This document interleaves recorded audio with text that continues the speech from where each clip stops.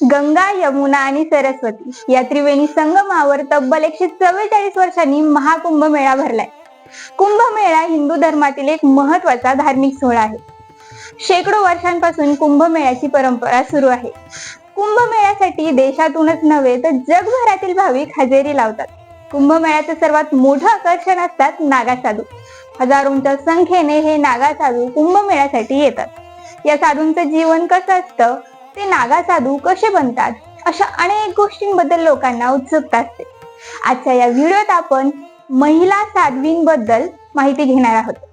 महिला नागासाधू कशा बनतात, त्यांचा पोशाख कसा असतो, मासिक पाळी दरम्यान त्या स्नान कशा करतात, आई अनुसूया कोण आहेत, याबद्दलची सविस्तर माहिती आपण आजच्या व्हिडिओत घेणार आहोत. त्यामुळे व्हिडिओ शेवटपर्यंत पाहायला विसरू नका. नमस्कार, मी श्वेता.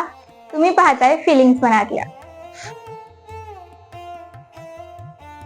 प्रयागराजमध्ये मकर संक्रांतीच्या दिवशी 3.5 कोटी लोकांनी पवित्र आणि शाही स्नान केले.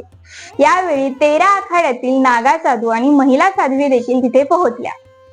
सर्वप्रथम नागासाधूंनी स्नान केले, मग त्यानंतर महिला साधूंनी स्नान केले.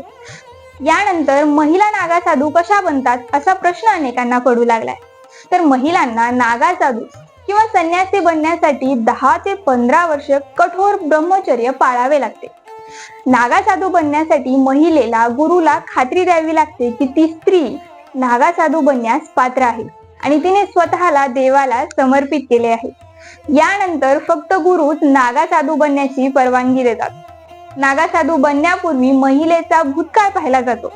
ती देवाला समर्पित आहे की नाही आणि नागासाधू बनल्यानंतर ती कठीण साधना करू शकेल की नाही हे तपासले जाते. नागासाधू बनण्यापूर्वी महिलेला जिवंतपणी पिंडदान करावे लागते आणि तिचे मुंडनही करावे लागते.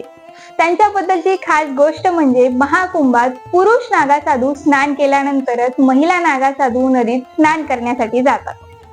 आखाड्यातील महिला नागासाधवींना माई, अवधूतानी किंवा नागिन म्हणतात. महिला नागासाधू या पुरुष नागासाधूंपेक्षा वेगळ्या असतात. त्या दिगंबर राहत नाही. त्या सर्वजण भगव्या रंगाचे कपडे घालतात, पण ते कापड शिवलेले नसतात. त्यामुळे त्यांना मासिक पाळी दरम्यान कोणत्याही समस्या येत नाहीत. महत्वाचे म्हणजे महिला नागासाधू फक्त मासिक पाळी नसलेल्या दिवशीच गंगेत स्नान करतात. कुंभमेळा दरम्यान जर त्यांना मासिक पाळी आली तर त्या स्वतःवर गंगाजल शिंपडतात. यावरून असे गृहीत धरले जाते की महिला नागासाधूंनी गंगा स्नान केले आहे. पूजा करणाऱ्या महिला नागासाधूंनी भगवान शिव आणि दत्तात्रेय यांची सक्तीने पूजा करावी असे म्हणतात. महर्षी अत्री आणि दत्तात्रेय यांच्या आईचे नाव अनुसूया होते. या सती अनुसूया मातेची कहाणी थोडक्यात पाहू तर सती अनुसूया या त्यांच्या पतीप्रती असलेल्या भक्तीसाठी जगभर प्रसिद्ध होत्या. भगवान ब्रह्मा, महेश आणि विष्णू यांच्या पत्नींना असे वाटायचे की ब्रह्मांडातील त्या सर्वात पतिव्रता स्त्री आहेत. पण जेव्हा नारद मुनींनी देवींना सांगितले की पृथ्वीवरील अनुसूया या त्यांच्यापेक्षा जास्त पतिव्रता स्त्री आहेत, तेव्हा तिन्ही देवी खूप दुखावल्या.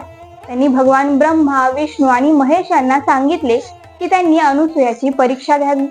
शेवटी ब्रह्मा, विष्णू आणि महेश यांना सती अनुसूयांची परीक्षा घ्यावी लागली. हे तिन्ही देव साधूंचा वेश घेऊन अनुसूया देवीच्या आश्रमात पोहोचले.